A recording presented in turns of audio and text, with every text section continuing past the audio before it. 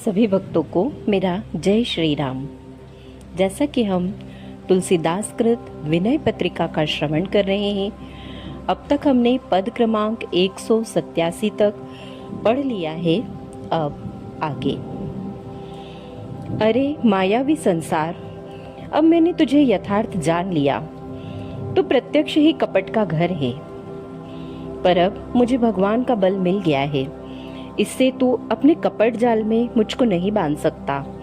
परमात्मा के बल का आश्रय लेते ही परमात्मा की माया से बना हुआ संसार सर्वथा मिट गया। इसलिए अब मैं संसार के मायावी फंदे में नहीं आ सकता। तो देखने मात्र को ही सुंदर है, पर विचार करने पर तो कुछ भी नहीं है। वस्तुतः तेरा अस्तित्व ही नहीं है। जैसे केले के पेड़ को देखो, उसमें से कभी गूदा नहीं निकलता। कितना ही छीलो, छिलका ही छिलका निकलता जाएगा। यही दशा संसार की है। अरे तेरे लिए मैं अनेक जन्मों में भटकता फिरा, अनेक योनियों में गया, पर तेरा पार नहीं पाया। तू मुझे महामोह रूपी मृत तृष्णा की नदी में बार बार डुबाता ही रहा। अरे दुष्ट सुन, तू चाहे करोड़ों प्रकार के छल बल कर, पर भगवान का परम भक्त तेरे वश में नहीं हो सकता। तू अपनी विषयों की सेना समेत वहीं जाकर डेरा डाल, जिस हृदय में नंद नंदन श्री कृष्ण भगवान का वास न हो। जिस भक्त के हृदय में भगवान का वास है, वहाँ तेरा क्या काम। जो तेरा भेद न जानता हो, उसी के साथ अपने कपट की चाल चल। वही रस्सी रूपी सांप से डर कर मरेगा, जो उसके भेद को न जानता होगा। अरे शठ, अपने हित की बात सुन। जो तू कुटुंब समेत अपनी खैर चाहता है, तो हट न कर। तुलसीदास के प्रभु श्री रघुनाथ जी के सेवकों को छोड़कर तू वहीं भाग जा, जहाँ अहंकार और काम रहते हों। जहाँ राम रहते हैं, वहाँ अहंकार तथा काम नहीं, और जहाँ ये नहीं, वहाँ माया का संसार कैसे रह सकता है। अरे भाई, राम राम राम राम कहते चलो, नहीं तो कहीं संसार के बेगार में पकड़े जाओगे तो फिर छूटना अत्यंत कठिन हो जाएगा। राजा की बेगार से 2-4 दिनों में छूटा जा सकता है, पर संसार का जन्म मरण का चक्र तो ज्ञान न होने तक सदा चलता ही रहेगा। यदि राम राम जपता चला जाएगा, तो माया जन्य विषय रूपी शत्रु तुझे बेगार में न पकड़ सकेंगे, क्योंकि राम के दास पर राम की माया नहीं चलती। कुटिल कर्मचंद ने बिना ही मोल के संसार चक्र की कर्मानुसार स्वाभाविक गति के अनुसार ऐसा बुरा खटोला भजनहीन तामस प्रधान मनुष्य शरीर हमें दिया है कि जिससे पुराना तो बास अनादिकालीन अविद्या मोह लगा है, जिसके साज सब अंट संट है, चित्त की तामस विषयाकार वृत्तियां हैं, जिनके कारण शरीर से बुरे कर्म होते हैं। मनुष्य कुमार्ग में जाता है, जो सीधा तिकोन है, केवल अर्थ काम और सकाम धर्म की प्राप्ति में ही लगा हुआ है, जिसे मोक्ष का ध्यान ही नहीं है। जिसके उठाकर चलने वाले कहार विषम है और काम के मद में मतवाले हो रहे हैं। शरीर को चलाने वाली 5 इंद्रियां हैं। कहारों की जोड़ी होनी चाहिए, 5 होने से जोड़ी नहीं है, इसलिए विषम है, 1 से नहीं है, और 5 की इंद्रियां विषम भोगों के पीछे मत वाली हो रही है। कुकर्मों के कारण जब शरीर और मन की ही तामस विषयाकार है, तब इंद्रियां विषयों से हटी हुई कैसे हो, और वे पांव बटोर कर समान पैर रखकर नहीं चलते। इंद्रियां अपने अपने विषयों की ओर दौड़ती हैं। इससे कभी ऊंचे कभी नीचे चलने से धक्के और झटके लग रहे हैं। इस खींचतान में बड़ा ही दुख हो रहा है। कभी स्वर्ग या कीर्ति आदि की इच्छा से धर्म कार्य में, कभी भोगों की प्राप्ति के लिए संसार के विविध व्यवसायों में, कभी कामवश होकर स्त्रियों के पीछे, सो भी समान भाव से नहीं। शब्द स्पर्श रूप रस गंध, इन अपने अपने विषयों द्वारा कभी ऊंचे और कभी नीचे जाती हैं। फलस्वरूप जीव महान क्लेश पाता है। रास्ते में कांटे बिछे हैं, कंकड़ पड़े हैं, विषैली बेलें लपेटती हैं और झाड़ियां उलझा लेती हैं। इस प्रकार जगह जगह रुकना पड़ता है। परमात्मा को भुलाकर सांसारिक विषयों के घने जंगल में दौड़ने वाली इंद्रियों के विषय, नाश रूपी कांटे, प्रतिकूल विषय रूपी कंकड़, घर परिवार की ममता रूपी लपेटने वाली बेले और कामना रूपी उलझन है, जिनसे पद पद पर रुककर दुख भोगते हुए चलना पड़ता है। फिर ज्यों-ज्यों आगे बढ़ते हैं, त्यों ही त्यों अपना घर दूर होता जा रहा है। संसार के भोगों में ज्यों-ज्यों मन फंसता है, त्यों ही त्यों भगवत प्राप्ति रूप निज निकेतन दूर होता जाता है और कोई राह बताने वाला भी नहीं है। विषयी पुरुष संतों का संग ही नहीं करते, फिर उन्हें सीधा परमार्थ का रास्ता कौन बताए।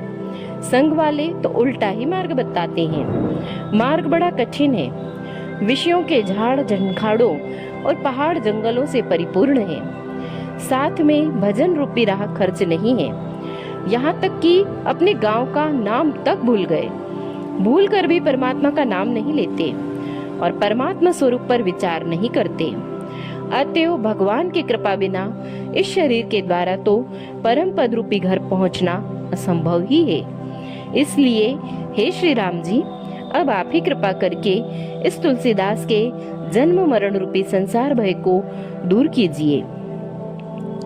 तूने स्वभाव से ही स्नेह करने वाले श्री रामचंद्र जी के से स्वाभाविक स्नेह नहीं किया, इसी से तू संसारी हो गया, जन्म मरण के चक्र में पड़ा है। परंतु अब भी यह शिक्षा सुन। जैसे दर्पण में मुख का प्रतिबिंब दिख पड़ता है, पर वह मुख वास्तव में दर्पण के अंदर नहीं होता, वैसे ही ये माता पिता पुत्र और स्त्री सेवा करते हुए भी अपने नहीं है। माया रूपी दर्पण के साथ तदात्म होने से ही इसमें अपना भाव दिखता है। संसार का संबंध तो स्वार्थ का है। जैसे तिलों में फूल रख रख कर उन्हें सुगंधमय बनाते हैं, किंतु तेल निकाल लेने पर खली को व्यर्थ समझकर फेंक देते हैं, वैसे ही संबंधियों की दशा है। अर्थात जब तक स्वार्थ साधन होता है तब तक संगी रहते हैं और सम्मान करते हैं, फिर कोई बात भी नहीं पूछता। इस पृथ्वी पर ऐसे स्वार्थी भरे पड़े हैं जिनका मन काला है और शरीर सफेद है। तूने कितने मित्र बनाए, कितने बना रहा है और कितने अभी बनाएगा, किंतु श्री रघुनाथ जी जैसा प्रेम को सदा एक रस निभाने वाला मित्र कभी कोई मिलने का ही नहीं। अरे, जिस श्री भगवान के कारण ही सारे नाते सच्चे प्रतीत होते हैं, उसके साथ तूने आज तक कभी पहचान ही नहीं की। इसलिए तू अभी तक इस तत्व को नहीं समझ पाया कि वास्तविक लाभ क्या है और हानि क्या है। जिन्होंने मिथ्या जगत को सत्य और सत्य परमात्मा को मिथ्या मान रखा है, उनमें ऐसा कौन है जो अपने यथार्थ कल्याण का नाश करके संसार से नहीं चला गया, नहीं जा रहा है और नहीं जाएगा। सारांश, ऐसे मूढ़ जीव बिना ही परमात्मा को प्राप्त किए व्यर्थ ही मनुष्य जीवन को खो देते हैं। वेदों ने कहा है और विद्वान भी कहते हैं, तथा मैं भी पुकार कर कह रहा हूँ कि तुलसी के स्वामी श्री रघुनाथ जी ही सच्चे हितु हैं।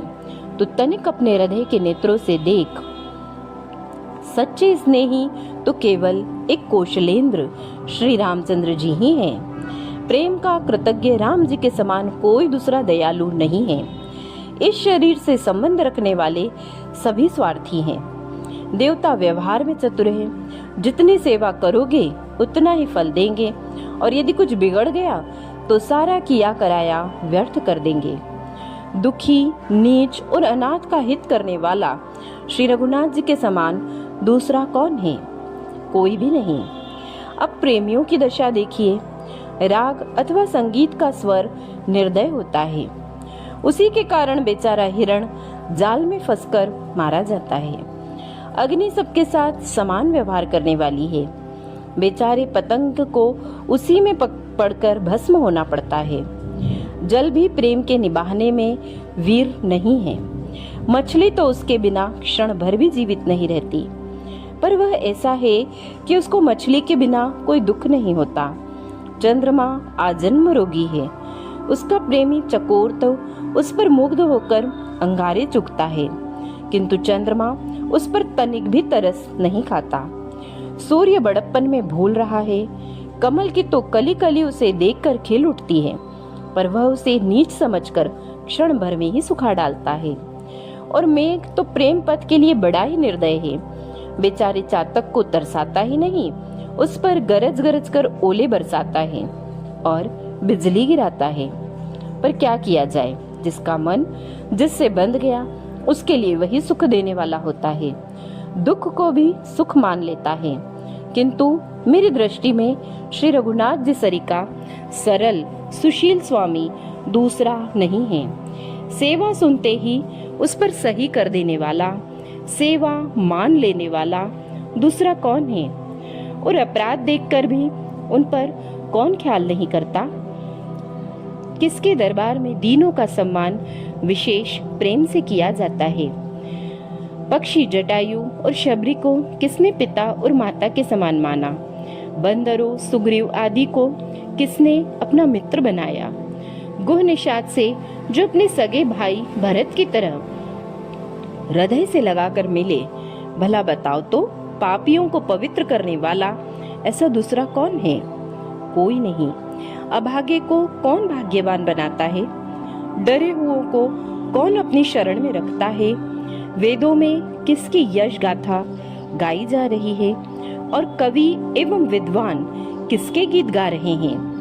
भगवान रामचंद्र ही एक ऐसे दीन बंधु भक्त वत्सल हैं जिसने उनके नाम राम का आश्रय लिया, चाहे वह कैसा ही नीच और पापी क्यों न हो।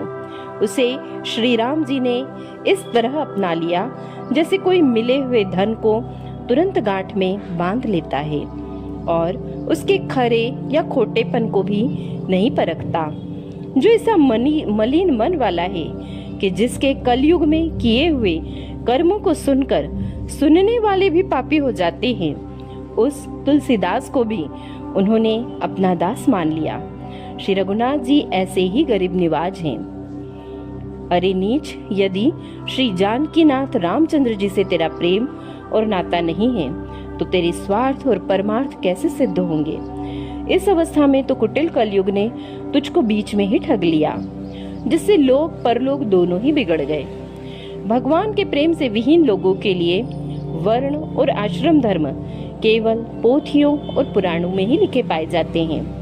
उनके अनुसार कर्तव्य कोई नहीं करता। ऐसे कर्तव्यहीन कोरे भेष वैसे ही हैं जैसे बिना प्राणों के शरीर हो, उनसे कोई लाभ नहीं। सुनते हैं कि वेदों में जितने प्रसिद्ध प्रसिद्ध यज्ञ आदि साधन हैं, वे सब अर्थ धर्म काम और मोक्ष चारों को देने वाले हैं, किंतु बिना श्री राम प्रेम के उन सब का जानना मानना वैसा ही है जैसे बिना पानी के तालाब और नदियां। सारांश यह है कि भगवत प्रेम विहीन सभी क्रियाएं व्यर्थ हैं। मुक्ति के अनेक मार्ग हैं और भांति भांति के साधन हैं, किंतु हे तुलसी, तू तो मेरे कहने से दिन रात केवल राम नाम का ही जप किया कर, तेरा तो इसी से कल्याण हो जाएगा। अब भी यदि तू अपनी नीच करतूतों को और श्री राम जी के दया से पूर्ण कर्तव्यों को समझ ले तो तेरा कल्याण हो सकता है। कहाँ तू राम विमुख विषयों में लगा हुआ जीव और कहाँ अहेतु की दया के समुद्र कौशलपति भगवान श्री रामचंद्र जी। तुझे सब लोग क्या कहते हैं कि यह राम का भक्त है। भक्त और भगवान में कोई भेद नहीं होता, ऐसा कहलाना क्या तेरी करतूतों का फल है? अरे जरा विवेक रूपी दर्पण में अपने मन रूपी मुख को तो देख कि कब तो श्री राम जी ने प्रसन्न होकर तुझ पर कृपा की है और कब गुस्से में आकर तुझे गालियां दी है। विचारने से तुझे यह स्पष्ट प्रतीत होगा कि श्री राम ने तो सदा कृपा ही की है। जो कुछ दोष है सो तेरा ही है। भगवान गुस्से होकर गालियां देने लगे तो जीव का निस्तार ही कैसे हो? फिर अपनी करतूतों के लिए अपनी हार मान। न तो यह समझ कि मेरी करनी से मैं भक्त कहलाया हूँ और न उन पर दोषारोपण ही कर कि भक्त होने पर भी वे मेरा उद्धार क्यों नहीं करते। अरे उनको उद्धार करते देर ही क्या लगती है। अनेक जन्मों की बिगड़ी हुई दशा सुधारने में उन्हें आधा पल भी नहीं लगता। हे कृपा निधान, मेरी रक्षा कीजिए। प्रेम से इतना कहते ही ऐसा कौन पापी है जिसको श्री रामचंद्र जी ने सच्चा साधु नहीं बना दिया।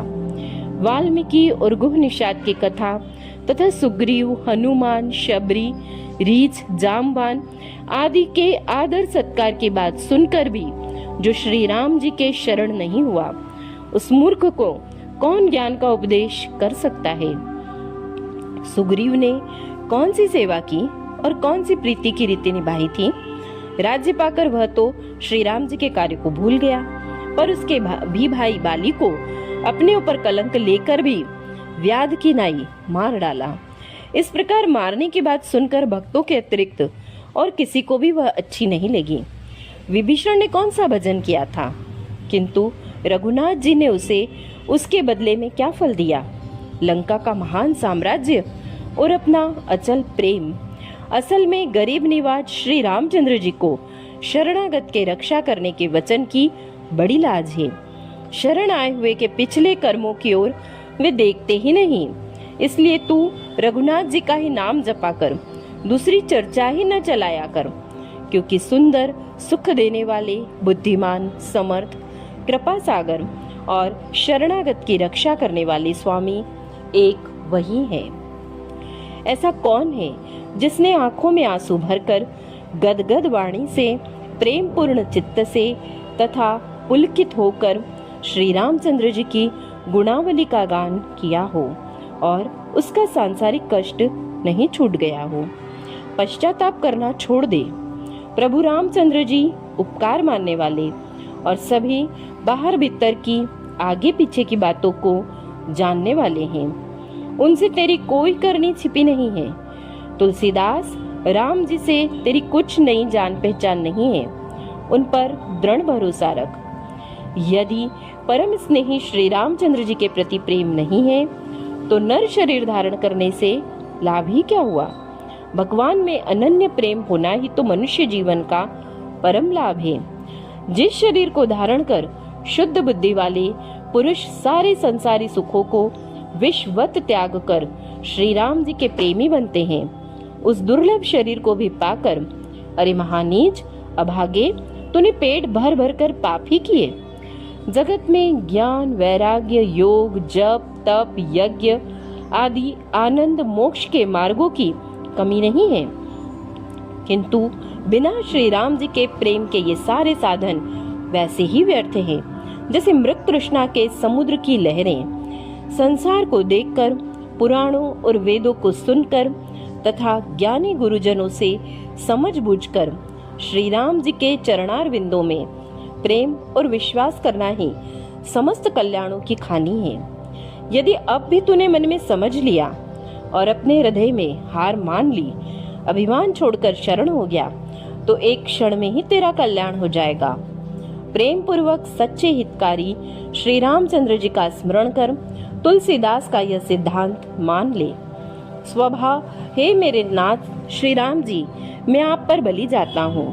आप अपने स्वभाव से ही मुझ पर कृपा कीजिए। परमार्थ के, स्वर्ग के तथा सांसारिक स्वार्थ के सुख देने वाले और कल्याणकारक जितने शम, दम, तप, यज्ञ आदि उपाय हैं, उन सब की रीतियों को कलयुग ने क्रोध करके लुप्त कर दिया है और अपनी दंभ, कपट, निंदा आदि दुखदायक कुचालों को चला दिया है। जहाँ जहाँ यह मन अपना हित देखता है, वही नित्य नए दुख बढ़ते ही जाते हैं। रुचि को अच्छी लगने वाली बातें दूर से ही डरकर भाग जाती हैं और जिनको मन नहीं चाहता वे भी अपार चीजें सामने आ जाती है। अर्थात सुख के लिए चेष्टा करने पर भी अपार दुख ही आते हैं। मन चिंताओं में डूब रहा है, शरीर रोगों के मारे व्याकुल है और वाणी झूठी तथा मलिन हो रही है।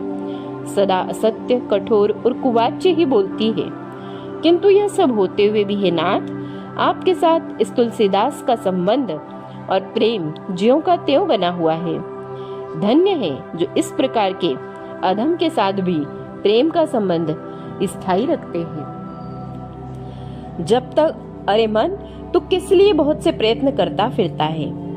जब तक तू श्री रघुकुल शिरोमणि राम जी से विमुख है, तब तक दूसरे कितने भी साधनों से तेरा दुख नहीं मिटेगा।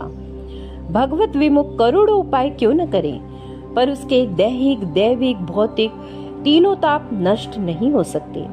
यह बात मुनि श्रेष्ठ शुकदेव जी ने भुजा उठाकर कही है। अपने स्वभाव की टेव को छोड़कर श्री राम विमुखता की आदत छोड़कर एकाग्र चित्त से तू ही विचार कर देख कि कहीं पानी के मथने से बिना दूध के घी मिल सकता है। इसी प्रकार विषयों में रत रहने से कभी सुख नहीं मिल सकता। इस बात को समझकर भ्रम को छोड़ दे और श्री रामचंद्र जी के उन युगल चरणों का भजन कर जो सेवा से सुलभ हैं और सद्गुणों के गंभीर वन हैं, अर्थात जिन चरणों की सेवा करने से विवेक, वैराग्य, शांति, सुख आदि अनायास ही प्राप्त हो जाते हैं। बुद्धि स्थिर करके शास्त्रों, वेदों, अन्य ग्रंथों, ऋषियों, मुनियों, देवताओं और संतों का जो एक निश्चित सिद्धांत है उसे सुन। वह सिद्धांत यही है कि सब आशाओं को छोड़कर श्री भगवान के शरण होना चाहिए। हे तुलसीदास, यद्यपि गंगा का तट निकट है तो भी बिना स्वामी के पशु प्यासा ही मरा जाता है। इसी प्रकार यद्यपि भगवत प्राप्ति रूप परम सुख सहज ही मिल सकता है, पर भगवान की शरण हुए बिना वह दुर्लभ हो रहा है। श्री रघुनाथ जी के चरणों में मेरा प्रेम नहीं है, इसी से मैं विपत्तियों को भोग रहा हूँ। मेरा ही नहीं, वेदों और समस्त बुद्धिमान मुनियों का भी यही कहना है, क्योंकि जो हिरण चंद्रमा की गोद में बैठा अमृत का स्वाद ले रहा है, उसे भला अमृत तृष्णा के जल में भ्रम क्यों होगा। जिस जीव ने श्री राम पद कमलों के प्रेमानंद का अनुभव कर लिया, वह मिथ्या संसारी सुखों में क्यों भूलेगा। जैसे पक्षी तोता पढ़ता तो सब है पर समझता कुछ नहीं है, वैसे ही बिना समझे अनेक पुराण सुनने से अज्ञान नहीं मिटता।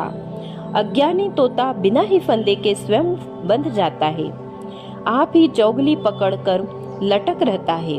वह मूर्ख तोता सेमल के फूल की आशा करता है, पर ज्यों ही उसमें चोंच मारता है उसे बिना गुदे का फल मिलता है, अर्थात रुई के सिवा उसमें खाने के लिए कुछ भी नहीं मिलता, तब पछताता है। इसी प्रकार मनुष्य विषय रूपी चोंगली पकड़कर आप ही बंधा रहता है और विषयों से सुखी होने की आशा से उनके बटोरने में लगा रहता है, परंतु बिछुड़ते ही दुखी हो जाता है।